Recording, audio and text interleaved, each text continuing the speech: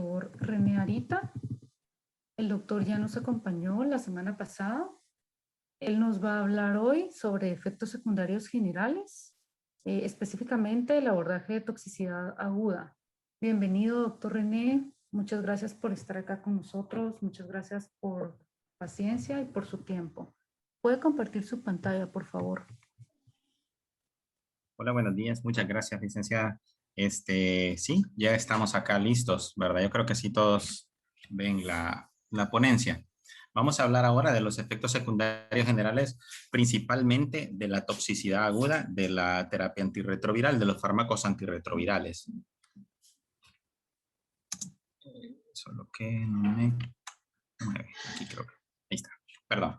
Entonces, sabemos nosotros que la terapia antirretroviral vino a ser un cambio en la morbimortalidad en VIH, ¿verdad? Antes de esto, tener un diagnóstico de VIH era sinónimo de muerte, solo esperar a brindar los cuidados paliativos para poder llegar a la muerte.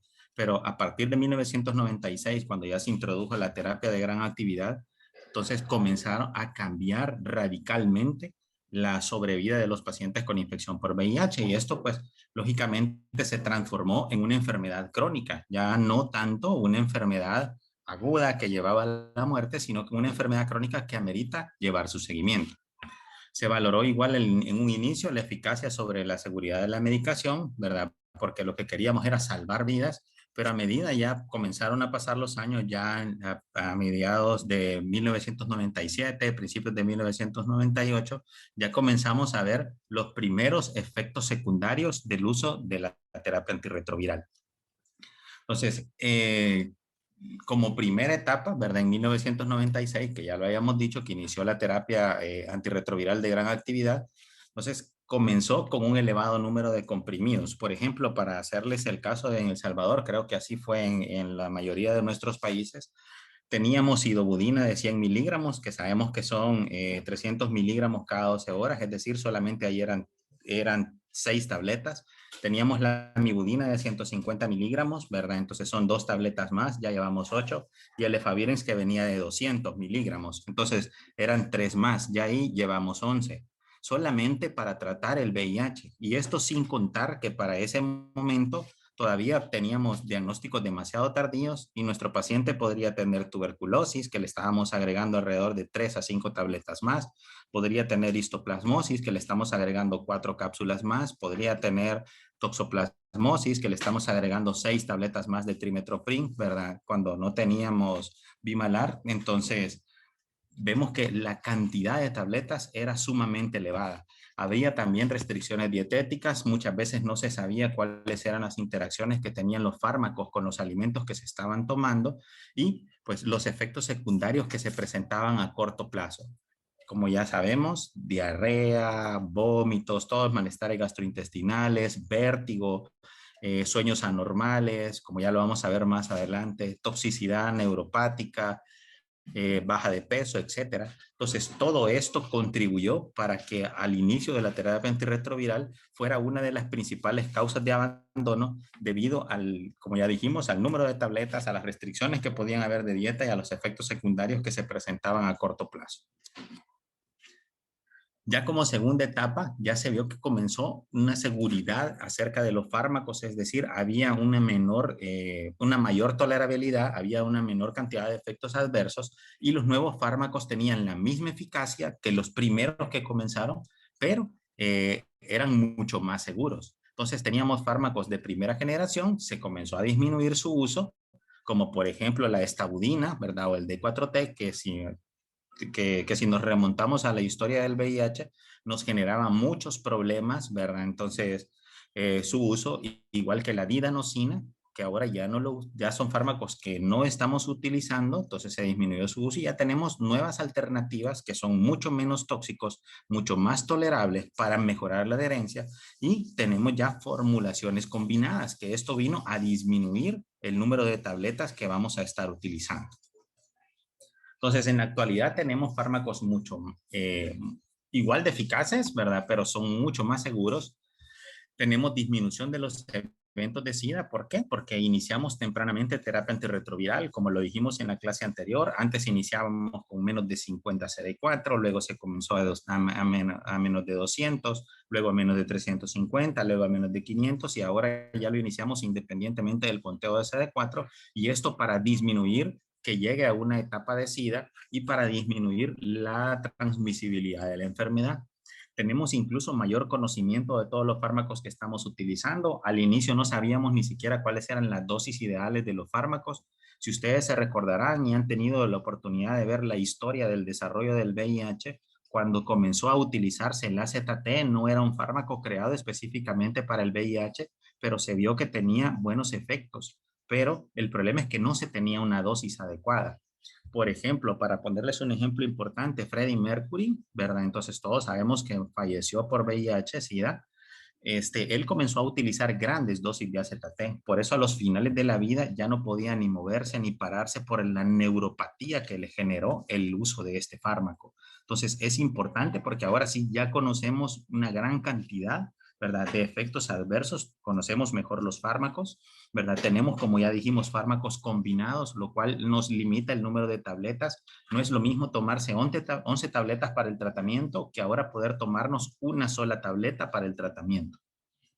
Y los efectos son mucho mayores, ¿verdad? Tenemos todavía fármacos que pueden ser tóxicos, claro, pero la toxicidad ahora es mucho menor y si la conocemos podemos disminuir los riesgos para evitar la toxicidad.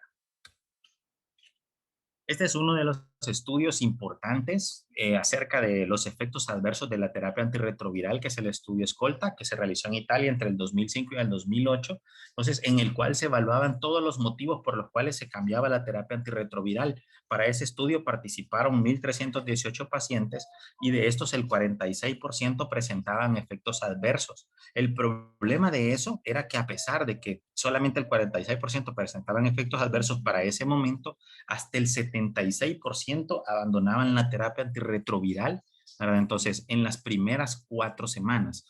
Esto es sumamente alarmante. ¿Por qué? Porque del 100% que nosotros teníamos, que eran 1.318, un 76% habían abandonado en las primeras semanas debido a los efectos adversos de la terapia antirretroviral.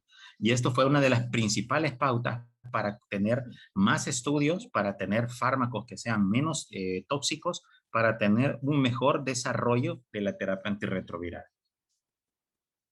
Entonces, para ya entrar en materia, vamos a hablar un poquito acerca de las diferentes familias que nos pueden presentar efectos adversos agudos. Aquí vamos a evaluar principalmente efectos agudos, ¿verdad? Menos de 6 semanas de estar utilizando el medicamento. Por ejemplo, los inhibidores de la transcriptasa reversa, análogos de los nucleósidos, generalmente estos se caracterizan porque van a tener efectos mitocondriales y metabólicos importantes, ¿verdad? Entonces, los más nuevos han disminuido muchos efectos, como cuáles, ¿verdad? El tenofovir, ya sabemos que forma parte de esta familia, aunque en sí, ¿verdad? No es un nucleósido, ¿verdad? Entonces, pero forma parte de esta familia. Entonces tiene muchos menos efectos adversos que lo que tiene el AZT, la didanosina, la estabudina, etcétera. Entonces, ¿en qué se caracteriza la toxicidad mitocondrial? Se caracteriza porque puede haber un mayor riesgo del desarrollo de acidosis láctica, sobre todo cuando se combinan dos análogos de nucleósidos, por ejemplo, cuando hablábamos de D4T, de didanosina, tenían mayor potencial para desarrollar acidosis láctica, atosis hepática, ¿verdad? Igual la dianosina, muy importante, miopatías, como ya lo dijimos, el mismo AZT, la acidobudina, junto con estabudina, tienen una gran capacidad para el daño neuropático o miopático, miocardiopatías que están relacionadas íntimamente con estos fármacos, neuropatías periféricas, igual ya lo dijimos, ¿verdad? ZT, D4T, ¿verdad? Pancreatitis, que se presenta generalmente con la combinación de diferentes fármacos. Por ejemplo, cuando combinamos estabudina más didanosina, pancreatitis, ¿verdad? Igual a pancreatitis. Entonces, todo eso ha venido cambiando y ya conocemos más nosotros los efectos adversos que puedan estar relacionados y esto con el manejo de forma aguda, sin hablar de los cambios crónicos que se puedan presentar. Entonces, una de las cosas más temidas y que muchas veces la veíamos íntimamente asociado a didanosina y a estabudina es la hiperlactatemia y la acidosis láctica. Esto, pues, lógicamente lo que vamos a ver es un aumento de lactato, ¿verdad? Y lo vamos a considerar grave cuando se encuentre arriba de 4 milimoles por litro, ¿verdad? Entonces, como ya lo dijimos, los fármacos principalmente implicados, ¿verdad? Entonces, didanosina, estabudina y las combinaciones que no debíamos hacer, pero que muchas veces por disponibilidad de fármacos, porque no sabíamos bien que se podían presentar algunas complicaciones, las hacíamos, como combinar acetate con D4T o sidobudina con estabudina, pues lógicamente nos podían llevar a la hiperlactatemia y la acidosis láctica, que en muchos de los casos podría ser mortal si no se corregía de forma temprana. Hay otros fármacos que pueden estar implicados, pero tienen menos riesgo de que se desarrolle. Por ejemplo, tenofovir, que todavía lo seguimos utilizando, abacavir, lamivudina, entricitabina y sidobudina, que todavía lo seguimos utilizando. Entonces, convendría, ¿verdad?, valorar si nos llega un paciente que ha tenido alteraciones, presencia de disnea, ¿verdad?, presencia de diarrea, repetición, ¿verdad? Entonces, que no encontremos la causa de que ha disminuido la presión arterial, podemos pensar nosotros en que pueda ser secundaria una acidosis láctica, dolores musculares, ¿verdad? Entonces, si está tomando alguno de estos fármacos, debemos de sospecharlo y pensar, ¿verdad? Entonces, que pueda tratarse de un efecto adverso como este en nuestros pacientes. Entonces, como ya dijimos, aparecen de forma aguda 4 a 6 semanas de haber iniciado el medicamento, pero también pueden aparecer de forma subaguda a meses de haber iniciado la terapia o crónica a años de haber iniciado la terapia. Entonces, siempre debemos de monitorizarla y debemos de pensar que pueda desarrollarse acidosis láctica. El abordaje, pues nada más es el retiro de los fármacos implicados, ¿verdad? No quiere decir que lo vamos a dejar sin terapia antirretroviral, sino puede ser cambiar el fármaco que nosotros consideremos que pueda ser el implicado o el que tiene el mayor riesgo para el desarrollo de este problema. En cuanto a neuropatía periférica, ¿verdad? Estabudina, didanosina son los más implicados, pero como les decía yo, el AZT también está íntimamente relacionado, sobre todo cuando se utiliza a altas dosis, ¿verdad? Dosis mayores de las que utilizamos hoy en día, ¿verdad? Entonces, el riesgo mayor de la neuropatía periférica se presenta en los primeros 90 días y nuestros pacientes llegan que les arden los pies, que les arde la piel, entonces las manos con dificultad incluso para la movilización. Entonces eso es importante, valorar este riesgo en nuestros pacientes, ¿verdad? Ahora creo que en muy pocos lugares utilizan estabudina o didanosina, creo que no sé exactamente en qué países, pero por lo menos en la mayoría de nuestros países ya están retirados estos fármacos por el hecho de que sí nos generaron muchos problemas. Entre mayor edad, mayor es el riesgo de que se pueda presentar este problema y se presenta sobre todo en los pacientes que tienen característicamente menos de 150 CD4. Entonces, el abordaje más importante que debemos de hacer es la sustitución de los fármacos implicados. Pero entonces, igual como les dije, no es que vamos a retirar la terapia antirretroviral, sino que simplemente cambiarlo por otros fármacos que nos puedan evitar el riesgo de presentarla.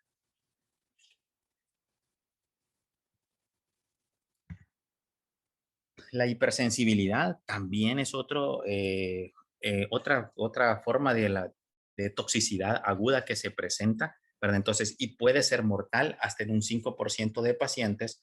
Hay fármacos implicados estrictamente para el desarrollo de ella, sobre todo en aquellos que tienen la positividad del alelo HLA-B 5701, ya que este estimula una respuesta inmune exagerada para el desarrollo de la hipersensibilidad. Y el fármaco principalmente implicado para este tipo de problema es el abacavir. Por eso se ha visto de que antes de utilizar abacavir deberíamos de medir el alelo HLA-B 5701 para saber si no va a tener problemas de hipersensibilidad. Cada vez lo vemos menor, sobre todo es más frecuente en las personas afroamericanas, ¿verdad? Entonces, y en caucásicos, que son las dos etnias más frecuentemente asociadas para el desarrollo de este tipo de hipersensibilidad. E incluso los caucásicos son mayores que los afroamericanos. Nosotros generalmente deberíamos de realizar la prueba del alelo para poder utilizar abacavir. No en todos los casos lo utilizamos, pero si no lo vamos a utilizar, la prueba de alelo, debemos de monitorizar las reacciones de hipersensibilidad. No es lo mismo alergia, ¿verdad?, que una hipersensibilidad fulminante por la presencia de este alelo. Pancreatitis, como ya lo dijimos, ¿verdad? Entonces se presenta en las primeras 4 semanas, está íntimamente relacionada a la combinación de los fármacos didernosina con estaudina y su frecuencia aumenta, ¿verdad? Entonces a 60 por cada 1000 inicios. Entonces, generalmente la combinación de estos dos fármacos no deberíamos de utilizarla y ya los tenemos en abandono, ¿verdad? Entonces no está relacionada con otro tipo de inhibidores de nucleósidos de la transcriptasa reversa, pero era un cuadro que nos daba muchas complicaciones cuando teníamos esta combinación de medicamentos. Otra de las familias que estamos implicadas son los inhibidores no nucleósidos de la transcriptasa reversa, ¿verdad? Entonces, dentro de estos fármacos, el principal efecto generalmente es rash. Es lo que más nos van a dar, ¿verdad?, a nuestros pacientes y es por el motivo de consulta que generalmente después del uso de los no nucleósidos van a presentar aumento del rash. Más del 25% de los pacientes lo presentan cuando se utiliza estos fármacos como primera línea, ¿verdad? Que ya sabemos que los que más utilizamos es efavirenz y nevirapina, que todavía lo seguimos utilizando. Generalmente es una erupción leve o puede ser una erupción generalizada. Es muy raro los casos de Steven Johnson o necrólisis epidérmica tóxica, ¿verdad? Pero sí lo hemos visto más de alguna vez, ¿verdad? Entonces, rilpivirina y etravirina también están implicados, pero en menor porcentaje que la nevirapina y el efavirenz.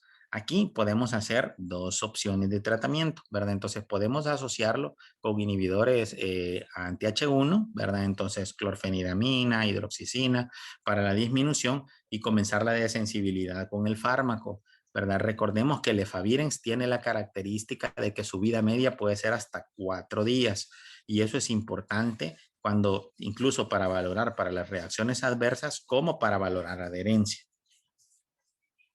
Ya hablando específicamente de los fármacos, la nevirapina está relacionada con efectos adversos graves, sobre todo para erupción cutánea, como ya lo dijimos.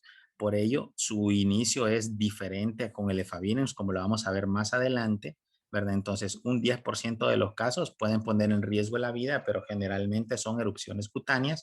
Entonces, la erupción sí puede estar acompañada de fiebre, malestar general, fatiga, mialgias, artralgias, ¿verdad? Entonces, eosinofilia, ¿verdad? Que eso son cosas importantes que debemos de ver e incluso está relacionado con disfunción renal aguda, sobre todo cuando no damos un abordaje adecuado.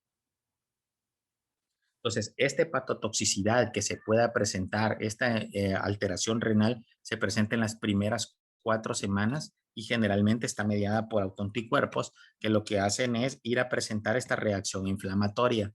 Entonces, se puede producir, ¿verdad? Como ya dijimos, las primeras 4 semanas y el desarrollo para hepatitis grave es alrededor del 4% de los pacientes que están utilizando, ¿verdad? Entonces puede haber también síntomas parecidos para la gripe, fiebre, mialgias, fatiga, ¿verdad? Entonces que pueda no estar relacionado con erupciones de la piel, ¿verdad? Y una de las cosas que también hemos visto es que se puede estar relacionado al síndrome de Dres, ¿verdad? Entonces que se presenta de forma temprana y lo debemos de sospechar en aquellos pacientes que tienen fatiga, malestar general, con alteraciones de las pruebas de función renal. Entonces, todo esto es sumamente importante para la vigilancia de nuestros pacientes cuando iniciemos este fármaco.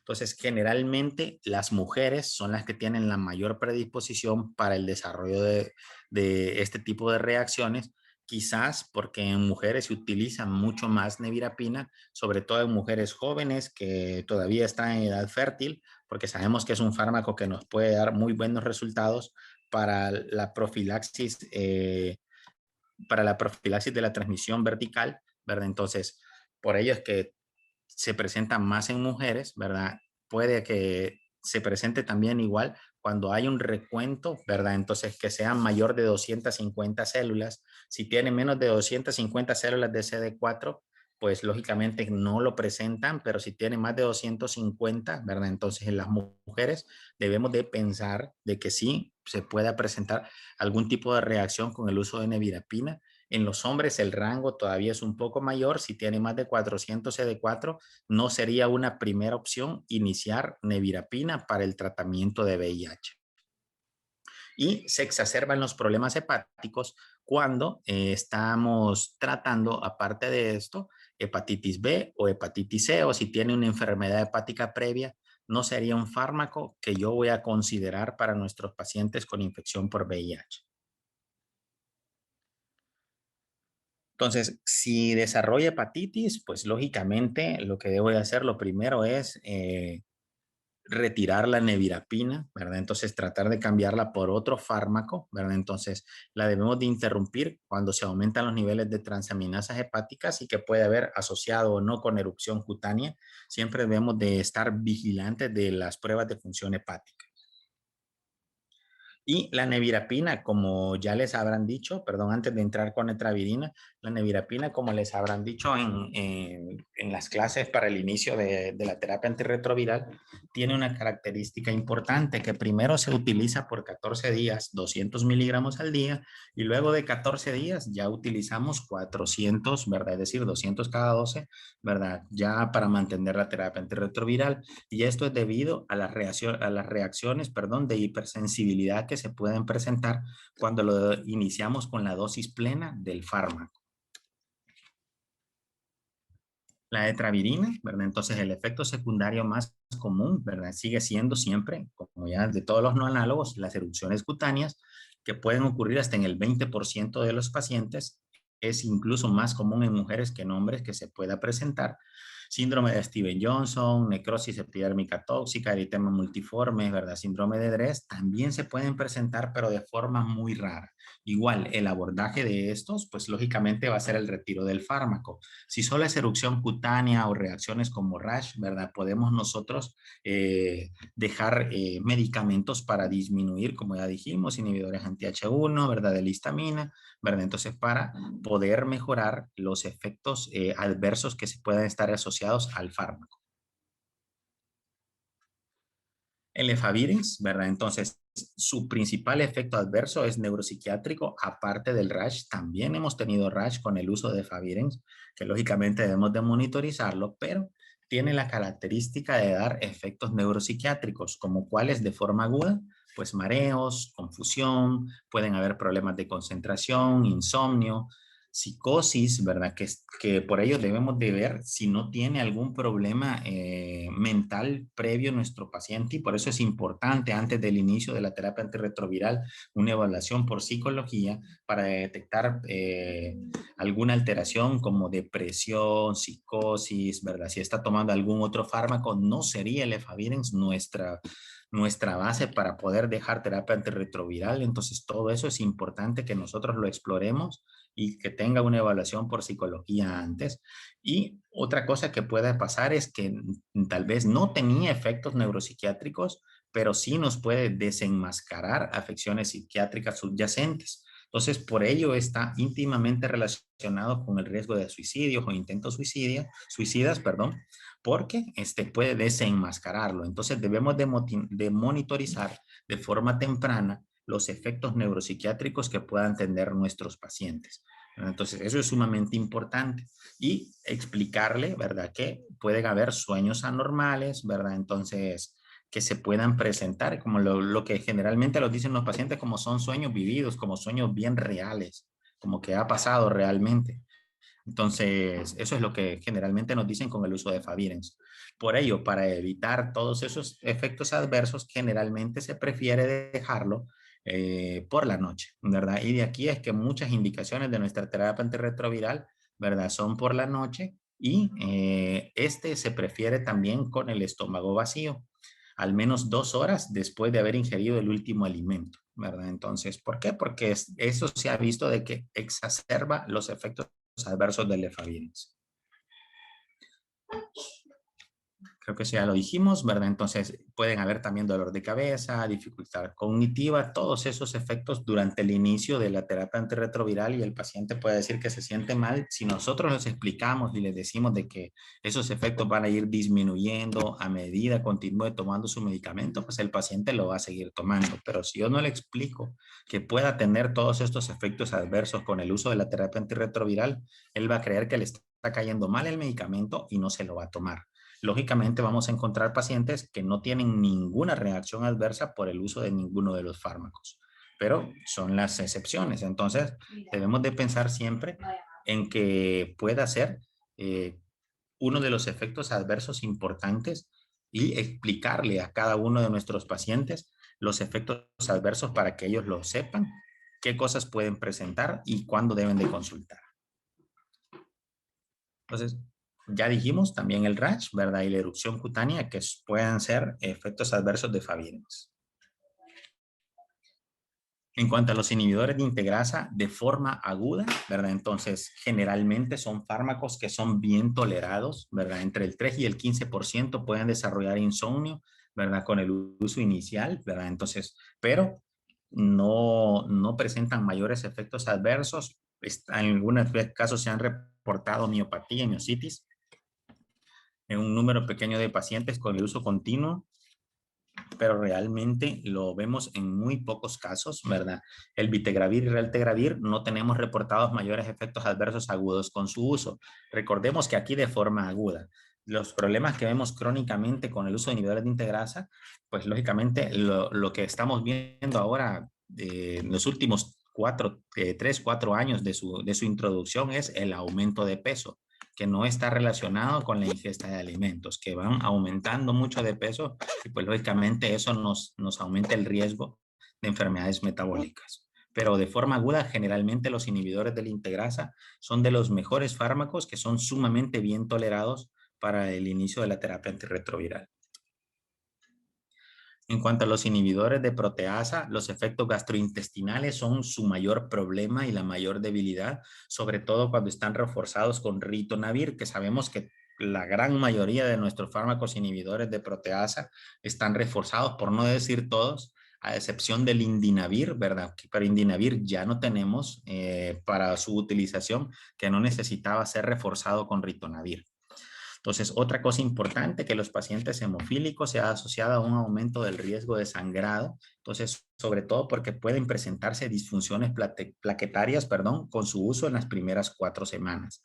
Esto también lo debemos de ver porque teníamos al inicio de la pandemia, teníamos muchos pacientes hemofílicos por las transfusiones frecuentes que teníamos de plasma, ¿verdad? Entonces, de derivados de fibrina que se estaban teniendo sus transfusiones, pues tuvimos muchos pacientes con infección por VIH secundaria a transfusión. Entonces, eso también lo vimos con inhibidores de proteasas. No está contraindicado su uso, ¿verdad? Para los hemofílicos, pero sí debemos de darles un seguimiento importante porque sí puede haber episodios de sangrado.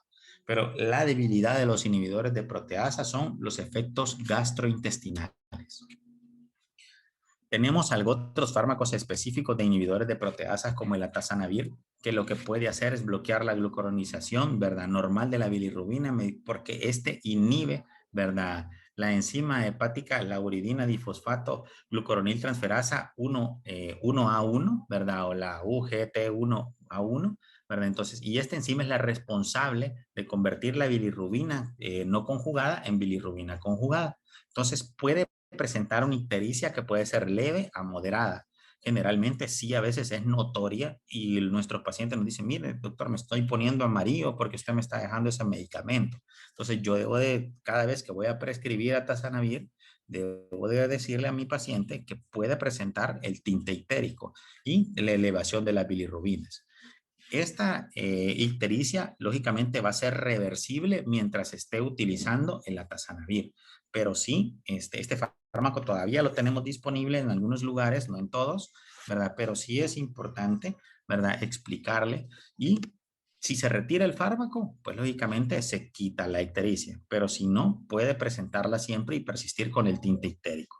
¿Verdad? No es lesión hepática, como ya lo vimos, sino que es por la inhibición de la uridina difosfato glucoronil transferasa, pero es algo importante que nosotros debemos de recalcar en nuestros pacientes cuando van a utilizar atazanavir.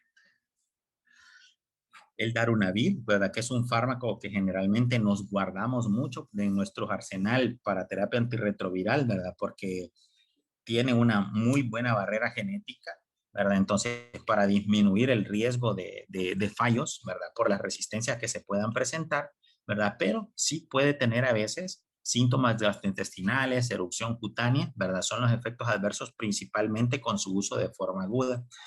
igual está asociado a dolor abdominal, diarrea o a los síntomas gastrointestinales, como ya dijimos, que son los principales en este grupo de fármacos.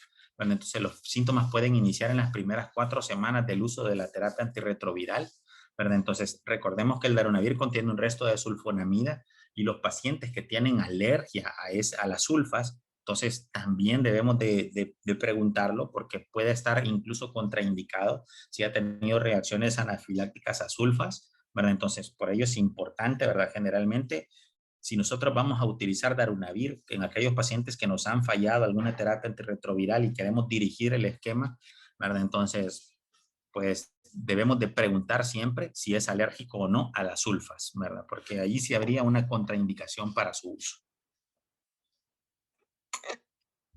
En cuanto al lopinavir, ritonavir, sí van a aparecer efectos adversos secundarios, como ya dijimos, los principales gastrointestinales, ¿verdad? Entonces, pero con lopinavir, ritonavir y con atazanavir o darunavir, ¿verdad? Reforzados con ritonavir, pues lógicamente van a ser mayores. La diarrea es la principal manifestación, ¿verdad? Y generalmente se presenta desde el inicio del tratamiento, ¿verdad? Entonces puede desaparecer, ¿verdad? Con el uso continuo, pero algunas veces tenemos nuestros pacientes y nos dicen, mire, yo siempre tengo diarrea, ¿verdad? Pero solamente es el cambio en la consistencia de las heces, no aumenta la frecuencia, ¿verdad? Sino que el cambio de consistencia. Puede ser que vaya una vez al día, pero con diarrea. Y es efecto del lopinavir, ritonavir. Entonces, eso es importante también explicar a nuestro paciente, porque ya sabemos que uno de los grandes temores que tienen nuestros pacientes con infección por VIH es el bajar constantemente de peso, porque es una de las manifestaciones principales y la diarrea es uno de los principales precursores de esto. Entonces, de explicarles, ¿verdad? Que podemos utilizar algo otras medidas, ¿verdad? Para disminuir el riesgo de diarrea. Pero sí con lopinavir, ritonavir lo vemos bien frecuentemente implicado para el desarrollo de esta. Algunos fármacos como los antagonistas de CCR5 que los utilizamos solo en algunos casos, no siempre los vamos a utilizar como el Maraviroc, como el Maraviroc, ¿verdad? Entonces, generalmente los casos que se presentan son casos de erupción cutánea al inicio de su uso, ¿verdad? Pero son reacciones poco graves con su uso continuo, ¿verdad? Entonces no lo vemos de forma frecuente. Sí se han reportado algunos casos de hepatotoxicidad, ¿verdad? Pero no se desarrollan con el uso continuo del fármaco, ¿verdad? Entonces, sí es un fármaco muy seguro que podemos seguir utilizando con pocos efectos adversos agudos, por lo menos al momento reportados. Entonces, Maraviroc sí tiene unas indicaciones muy precisas, que es antagonista de los SR5. Debemos de hacer un tropismo viral para saber si está mediado por este tipo de receptor para poder utilizarlo en aquellos pacientes que nos hayan fallado algún otro esquema y no tengamos algo otros medicamentos para su seguimiento, ¿verdad? Pero lo podemos utilizar de forma bastante segura porque tiene muy bajos efectos adversos. Entonces, en general, ¿verdad? Podemos clasificar las reacciones secundarias a nuestros fármacos o la toxicidad a fármacos en función del perfil temporal, que pueden ser de forma inmediata, como ya lo vimos, hipersensibilidad, que puede estar mediada por abacavir, pancreatitis, que puede estar mediada por dianosina, estabudina, ¿verdad? AZT relacionado pobremente, pero sí también puede tener relación. Hepatitis, que lo vemos generalmente con el uso de nevirapina, ¿verdad? Entonces, por eso es que deberíamos de dar la vigilancia, ¿verdad? Pueden ser agudas o a corto plazo, ¿verdad? Como la intolerancia gastrointestinal, que la vemos frecuentemente en nuestros pacientes con el uso de inhibidores de proteasa, perdón, ¿verdad? Entonces, que lo vemos muy frecuentemente relacionado, o pueden ser crónicas, ¿verdad? O a largo plazo, ¿verdad? Como meses o años, que llamemos alteraciones morfológicas, que es lo más frecuente que se quejan nuestros pacientes, la lipodistrofia, lipoatrofia, lipohipertrofia, metabólicos, como ya lo habían mencionado, ¿verdad? El aumento de peso, que dijimos que está íntimamente relacionado a los inhibidores de la integrasa, ¿verdad? Igual fármacos que pueden aumentar el riesgo de diabetes, como inhibidores de proteasa que también lo puedan hacer, ¿verdad? Entonces, alteraciones óseas, que lo vemos muy frecuentemente relacionado con el tenofovir, lo mismo que alteraciones renales, que también está relacionado con tenofovir, perdón, la amibudina, etcétera, ¿verdad? Entonces, debemos de hacer la vigilancia de nuestros pacientes con terapia antirretroviral para detectar estos problemas de forma temprana y así darles un abordaje temprano para disminuir el riesgo de la progresión a cronicidad. Entonces, en conclusión, ¿verdad? Con el tiempo, ¿verdad? Entonces, se ha aumentado el perfil de seguridad de nuestros fármacos, como ya dijimos, ¿verdad? Entonces, antes eran tantos fármacos, no sabíamos exactamente cuáles eran los efectos adversos cuando comenzó la terapia antirretroviral de gran actividad, ¿verdad? Entonces, pero ahora ya, pues, tenemos fármacos con un mejor perfil de seguridad. Las reacciones inusuales siempre las debemos de reportar. Muchas veces puede haber una reacción. Nosotros decimos, mire, los inhibidores de integrasa son seguros, pero puede ser que en algún paciente me dio un shock anafiláctico secundario al uso de uno de estos. Entonces, como es una reacción inusual, la debo reportar para darle un seguimiento, ¿verdad? Lógicamente, si es una reacción usual, que yo sé que si le voy a dar lopinavir, ritonavir, le va a dar diarrea, pues no es necesario hacer un reporte, ¿verdad? Pero sí debemos de pensar, ¿verdad? En las reacciones inusuales. La mayoría de estas reacciones van a disminuir con el uso continuo, como ya lo dijimos, aunque algunas no van a desaparecer. Por ejemplo, la diarrea o la ictericia que se pueda presentar por los inhibidores de proteasa, ¿verdad? Y toda reacción grave que se presente puede ser motivo para cambio del fármaco. Quizás quitar la palabra retiro, porque muchas veces oímos retiro y quiere decir que no le vamos a dar nada. No, sería a cambio del fármaco. Perdón por esa palabra de retiro, ¿verdad? Y siempre debemos de consultar para tomar una decisión de manejo sin disminuir la potencia del tratamiento, ¿verdad? Entonces, si yo lo tengo a un paciente que ya me falló a uno o dos esquemas, como el caso que presentaban en el chat, entonces, y aparte de eso me hace algún efecto adverso por el fármaco, pues yo debo de pensar tomar la mejor decisión, ¿verdad? Sin disminuir la potencia de mi tratamiento antirretroviral. Entonces, todo esto es sumamente importante, ¿verdad? Para el abordaje de los efectos adversos en nuestros pacientes que están con terapia antirretroviral. Bueno, muchas gracias. No sé si tienen preguntas, comentarios.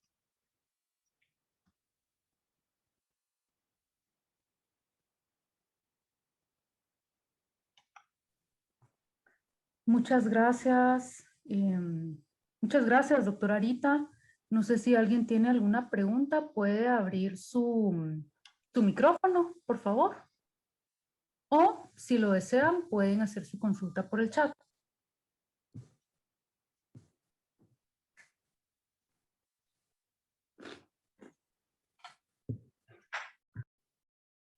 Sí, buenos días. Yo tengo una consulta. Por ejemplo, en algún paciente que pues ya tiene genotipo y todo y tiene lopinavir y ritonavir, pero no lo está tolerando, o sea, ¿qué recomendaciones se le pueden dar? Porque sí ya es resistente pues a la mayoría de los otros grupos de medicamentos. Gracias. Hola, buenos días. Bueno, sería de evaluar específicamente la reacción adversa de tolerancia que pueda tener, ¿verdad? Como ya dijimos, la mayoría van disminuyendo a medida va teniendo su uso continuo del fármaco, pero igual podríamos utilizar otro fármaco de la misma familia.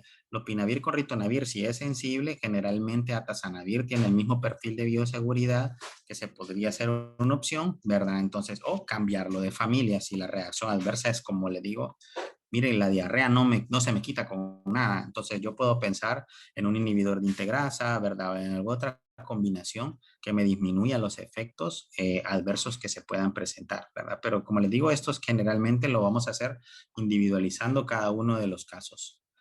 Pero sí, podríamos hacer eso, ¿verdad? O cambiarlo por otro fármaco, ver cuál es el efecto adverso que más frecuentemente está teniendo, lo cambio por otro fármaco de la misma potencia o de mayor potencia para el tratamiento del VIH. Gracias. Disculpe, doctor.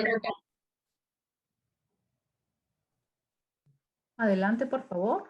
Sí, disculpe, doctor. En pacientes, le estoy hablando pacientes de 60 años con diagnóstico inicial de VIH. ¿Cuál sería el medicamento más adecuado? ¿Se toma siempre la primera línea, que sería lo del TLD? ¿O hay otra variación que usted me pudiera aclarar eso? Gracias. Hola, buenos días, muchas gracias. Sí, pues tenemos que ver, como les digo, siempre individualizar nuestros pacientes, ¿verdad? Un paciente con 60 años, ¿verdad? Que ya puede tener alguna otra comorbilidad, puede ser hipertenso, puede ser diabético, debemos de utilizar fármacos con un perfil de seguridad mejor. Por ejemplo, Si tenemos tenofovir, ¿verdad? Entonces podríamos utilizar tenofovir a la fenamina. ¿Por qué? Porque me va a disminuir el riesgo de progresión del daño renal si ya tenemos un paciente que ya tiene alguna alteración de la función renal, ¿verdad? Entonces, emtricitabina podría ser, efavirenz lo podríamos cambiar porque muchas veces nuestros pacientes ancianos ya tienen problemas de insomnio, ¿verdad? Entonces, alteraciones neuropsiquiátricas, ¿qué puedo hacer? Puedo dejar un inhibidor de proteasa, ¿verdad? O puedo iniciar un inhibidor de integrasa. Como les digo, ahora generalmente ya no se habla de primera, segunda y tercera línea como hablábamos antes, sino que hablamos ahora de esquema preferencial, ¿verdad? Entonces, ¿eso qué significa? Que debo de individualizar en base, como usted muy bien lo dice, a la edad, las comorbilidades que pueda tener. Entonces, no les sabría decir exactamente cuál sería el esquema, pero debemos de individualizarlo. Si es un paciente de 60 años que no tiene ninguna comorbilidad, como muchas veces podamos verlo, no tiene alteración renal, no es hipertenso, nada, ¿verdad? Entonces, yo podría iniciar mi tratamiento normal, ¿verdad? Tenofovir, entricitabina, efavirenz, ¿verdad? Que puede ser mi primera línea que estoy utilizando, ¿verdad? O mi fármaco preferencial para él podría ser ese. Pero debemos de individualizarlo en base a las patologías que pueda tener y a los efectos adversos que puedan estar más frecuentemente vinculados por la edad y las comorbilidades. Gracias, doctor. Muchas gracias, doctor. ¿Alguna otra pregunta? Yo tengo una pregunta para el doctor Aite. Buenos días. Buenos días, adelante. Si pudiera, por favor, Buenos días. si pudiera, por favor, de nuevo mostrar así de forma sintetizada los síntomas de una acidosis láctica, por favor, doctor. Ok, permítame. Bueno, generalmente cuando hablamos de acidosis láctica, lo que más, aquí está, lo vimos allá, lo que más vamos a ver, ¿verdad? Entonces puede ser mialgias, artralgias, adinamia, episodios de disnea que puede hacer, alteraciones hemodinámicas que generalmente lo van a hacer y diarrea. Es lo que principalmente vamos a presentar nosotros, que no me corre esto ahorita.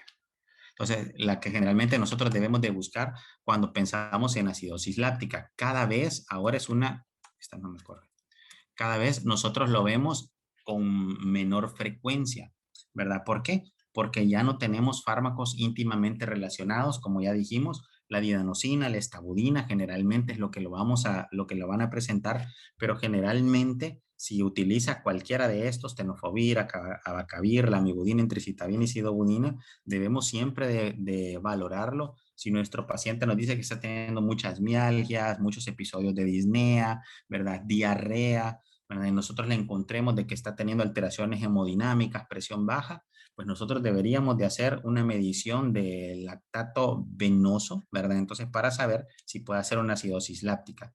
Como le digo, ahora con los nuevos fármacos, casi que no lo vemos. Esto lo veíamos mucho más frecuente al inicio, ¿verdad? De la terapia antirretroviral con los fármacos didanosina y estabudina. Pero sí se puede presentar y lo debemos de sospechar en este tipo de pacientes. Gracias. Muchas gracias, doctor. Marisol, ¿tiene su manita levantada? No sé, Marisol, ¿cuál es tu consulta? Soy yo, licenciada. Ah, Yo ah, pregunté ok. si olvidé Ah, bajar la mano cuando abrí el micrófono, perdón. muy bien, muy bien.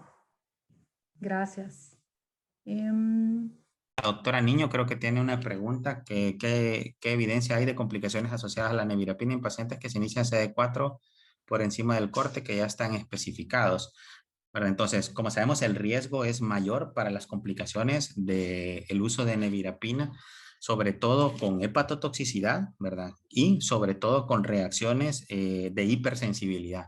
Entonces, nuestros pacientes, cuando en mujeres lo iniciamos con más de 250 o en hombres lo iniciamos con más de 400, lo que nosotros vamos a ver es mayor, que puede estar relacionado a mayor daño hepático y relacionado a hipersensibilidad, rash, ¿verdad? Entonces, ¿qué es lo que principalmente se da, ¿verdad? Con el uso del fármaco cuando lo hacemos por encima de los valores normales ya establecidos para el uso de nevirapina. Lo mismo cuando lo utilizamos de forma dosis plena, como ya dijimos, de inicio, ¿verdad? Dar 400 miligramos al día, porque lo que está descrito es siempre iniciar con 200 para disminuir la hipersensibilidad y luego aumentar a 400 14 días después de haber iniciado con 200.